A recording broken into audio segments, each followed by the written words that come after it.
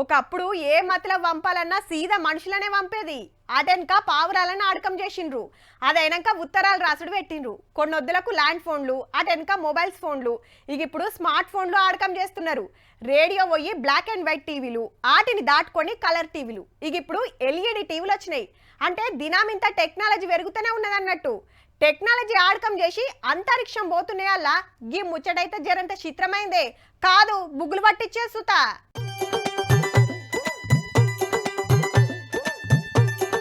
మూడు ఫోటోల కాడ మూడు బొమ్మలు, బొమ్మకో ఊదు బస్తీ, ఓ డాంబర్ గోలి. హౌ మంత్రాలు చేస్తానికి చేసిన సెటప్ ఇదంతా.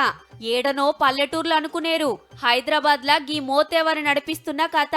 ఒక అక్క అత్తామామలతోని ఏగలేకపోతున్నా వాళ్ళని లేకుండా చెయ్యాలంటే ఫోటోలు తెప్పించుకొని బొమ్మలకు మంత్రాలు చేస్తుండట. ముచ్చటాళ్ళ అత్తకు తెలిసి పోలీసులకు కంప్లైంట్ ఇస్తే దొరికించుకున్నారు మంత్రగాన్ని. పేరు కలీం, మునుపు రౌడీ షీటర్ అట. హే ఊకూకే కేసులు అవుతున్నాయి అనుకున్నాడో ఏమో, బాబా ఏషం కట్టిండు.